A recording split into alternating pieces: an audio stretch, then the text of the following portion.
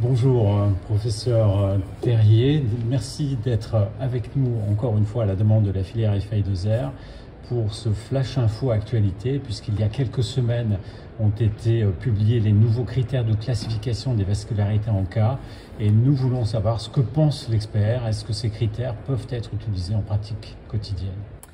Merci beaucoup à la filière en tout cas de me permettre de parler de ces critères. Donc, comme vous l'avez dit, c'est des critères de classification et ça, c'est toujours très important de bien rappeler que ces critères de classification ont été créés initialement donc en 1990 pour faire en sorte que les cliniciens qui parlaient sur le plan scientifique des malades utilisent un même langage et notamment pour les descriptions de cohortes et les essais thérapeutiques. Ce ne sont pas des critères diagnostiques, donc il ne faut pas exclure ou retenir un diagnostic uniquement sur ces critères. Ce ne sont pas des définitions, c'est vraiment des critères qui ont une visée d'homogénéisation des études entre elles. Et qu'est-ce qui a justifié la discussion de refaire des critères? C'est que d'une part, les critères de l'ACR de 1990 ne distinguaient pas les polyangite microscopiques.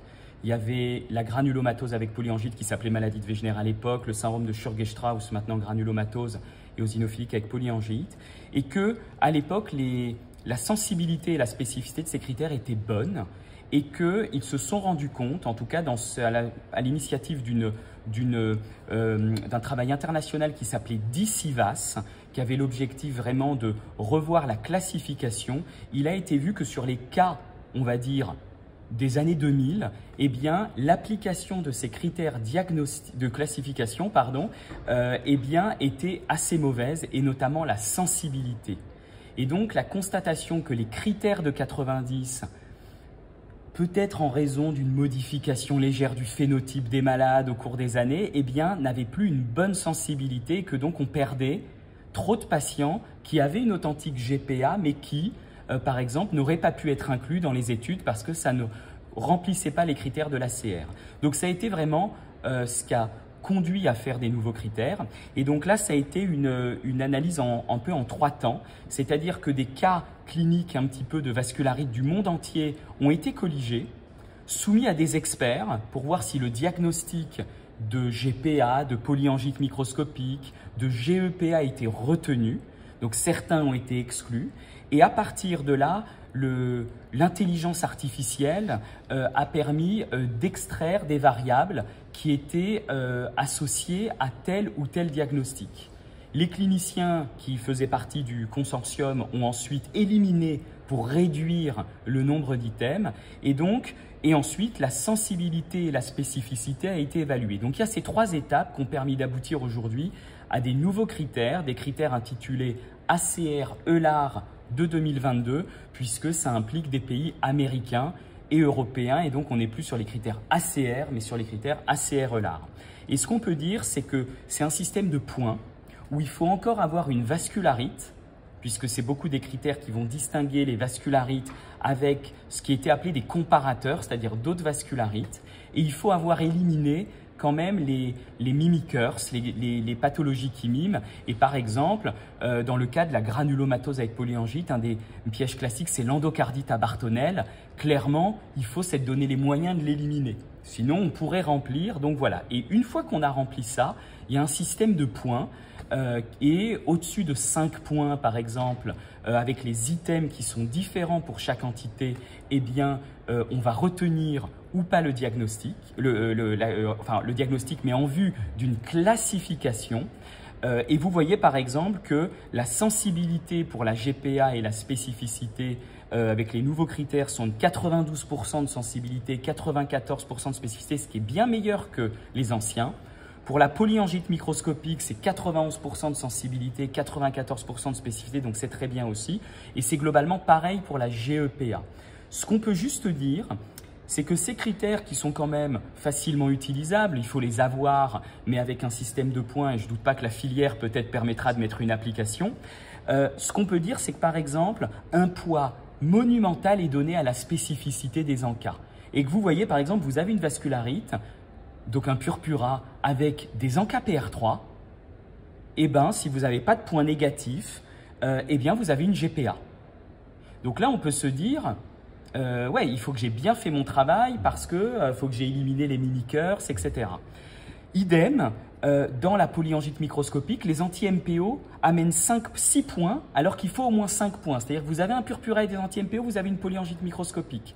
Donc, ce que je veux dire par là, c'est que ça fait diagnostiquer des formes qui on peut parfois se poser la question et ça donne un poids aux ANCA monstrueux, alors que c'est vrai qu'avant c'était un peu les oubliés. Je vous rappelle que dans la nomenclature de Chapelil révisée, les ANCA faisaient leur grande apparition. Donc c'était très important qu'ils le fassent, mais voilà, c'est un élément quand même à prendre en compte. Et l'autre chose qu'on peut dire par exemple, c'est que l'élément phare de la GEPA, c'est les éosinophiles. Et que par exemple, on sait que devant une vascularite avec des éosinophiles, certes c'est la GEPA, mais il y en a 2 autres qu'on peut voir, que sont la périartérite noueuse et la GPA, la maladie de Wegener. Et que par exemple, avoir plus de 1000 éosinophiles dans les critères de classification, pour la GPA, ça fait perdre un nombre monumental de points. Donc, ce que je veux dire, c'est que dans des situations un peu extrêmes, mais comme toujours, on peut y voir quand même dans ces critères parfois des petites faussetés, mais encore une fois, ils sont là quand même pour être utiles dans la globalité, dans les formes moyennes, et qu'ils ont le mérite d'être actualisés, de s'être mis peut-être à l'évolution notamment des éosinophiles qui étaient les grands absents, quoi qu'ils y étaient, des premiers mais en pourcentage, les ANCA, et ils prennent en compte, vous voyez, des éléments importants, par exemple dans la polyangite microscopique, le fait d'avoir une fibrose pulmonaire avec ses formes particulières est un élément qui pèse. Donc, je trouve que c'est vraiment des bons critères. Ils ont fait vraiment l'objet d'un travail international très important. Donc, les critiquer, je trouve, serait un peu difficile. Mais voilà, on peut juste noter que, comme toujours, il faut se méfier et qu'éliminer les mimickers, les pseudo-vascularites, ça doit être quelque chose de très important et ne pas se reposer trop facilement sur ces critères. Merci, c'était ma première remarque, ma première question à propos justement des mimickers. Quand on prend les critères de classification du syndrome de Sjögren, les mimickers sont très clairement affichés. Il faut éliminer l'hépatite C, la sarcoïdose, G4, etc. Et donc le clinicien est attentif à cela. Dans ces critères de classification, les mimickers, il faut vraiment lire bien l'article pour repérer que ça peut être le cancer, que ça peut être l'endocardite. C'est plus compliqué, je trouve, et c'est un point faible. Non, non, tout à fait. C'est peut-être que les listes, alors c'est aussi parce qu'il est plus difficile peut-être d'identifier, comme le Sjögren, les 2 ou 3 virus cyalotropes qui vont donner un syndrome sec. Et que voilà, donc pour pas que ça soit pris comme une liste restrictive et une fois qu'on a fait ça, on a tout fait. Mais c'est vrai que les cancers et hémopathies et les infections, ça, c'est le piège classique. Et c'était d'ailleurs quelque chose mis en avant dans le collège, dans le livre du collège du CEMI, de vraiment faire attention à ces deux situations à risque, en effet. Si on reprend ces 3 maladies, il y en a 2 et pas 3 pour lesquelles on a des points sur l'histologie. Ouais. C'est la GPA et la EGPA. S'il y a un granulome extravasculaire ou s'il y a des éosinophiles extravasculaires, c'est pas important qu'il y ait un infiltrat vasculaire dans une vascularite? Si, mais c'est vrai que comme ces critères de classification sont partis du principe qui s'appliquait chez des patients chez qui on a montré la vascularite, ils ne sont pas sortis comme discriminants. Donc c'est un des éléments. Et d'ailleurs, l'histologie sort aussi dans la polyangite microscopique puisque c'est le fait d'avoir une glomérulonéphrite post-immune, mais qu'on peut voir dans les 3 vascularites. Donc voilà, donc c'est vraiment parce que ça prend en compte le fait qu'il faut une vascularite. Donc c'est, je dirais, un peu les petites spécificités à chacune qui expliquent que ça sorte. Dans le critère de classification, la GPA et de la MPA, l'hémorragie alvéolaire n'apparaît pas. C'est un oubli ou bien c'était pas suffisamment puissant parce que... Non, c'est vrai que, encore une fois, c'est issu d'une analyse multiparamétrique statistique, puis on réduit. C'est vrai que le poumon est très fréquemment associé au rein, pas toujours. Je n'étais pas, moi, dans la réduction des items et donc je ne peux pas vous dire ce qui a motivé tout ça, mais je pense que c'est parce que ça n'apportait peut-être pas suffisamment de poids par rapport à d'autres et que la performance de sensibilité, de spécificité n'était pas augmentée, même si je trouve que… Parce que c'est vrai que ça aiderait bien à distinguer GPA-MPA de GEPA, mais comme l'idée était de les distinguer les unes des autres, eh ben, il fallait vraiment garder celles qui ont une spécificité. Par exemple, celle qui sort dans GPA, c'est les atteintes cartilagineuses, la chondrite.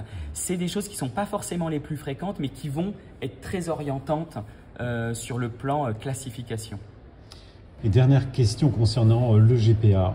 On a un patient pour qui la vascularité est confirmée, c'est un syndrome hyperéosinophilique, 10% des patients ont une vascularité. On lui applique les critères et il devient une GPA alors qu'il a un SHE. Comment faire pour s'en sortir? Non, je suis d'accord que cette entité qui émerge beaucoup, et notamment à l'initiative de Guillaume Lefebvre à Lille, de vascularité éosinophilique, fait que clairement, vascularité éosinophile ne doit pas être considérée comme une GEPA. Je vous ai dit, il y a la PAN, il y a la GPA aussi, il y a le syndrome hyperéosinophilique. Et donc, il faut, je pense, avoir fait le nécessaire pour éliminer les situations qui peuvent mimer et céder du poids des autres choses que sont le nez, etc. Mais je suis d'accord avec vous qu'il faut se méfier et que ça explique que la sensibilité et la spécificité de ces critères soient jamais de 100%. Et vous voyez, si on regarde la performance de la GEPA, la sensibilité est de 85%. Donc, il y en a certains qui ne vont pas être captés. Mais en revanche, la spécificité est étiquetée comme étant de 99%. Mais est-ce que des patients type de Guillaume Lefebvre, que sont ces vascularités éosinophiles, auraient été mis dans le modèle? Eh bien, peut-être que ça aurait un peu changé les choses parce que je ne pense pas que ces patients faisaient partie des comparateurs. Mais c'est ce qui fait que les critères auront peut-être à être réactualisés avec les nouvelles entités qui y seront sorties. Merci beaucoup pour ce point de vue d'expert sur ces nouveaux critères de classification. Merci.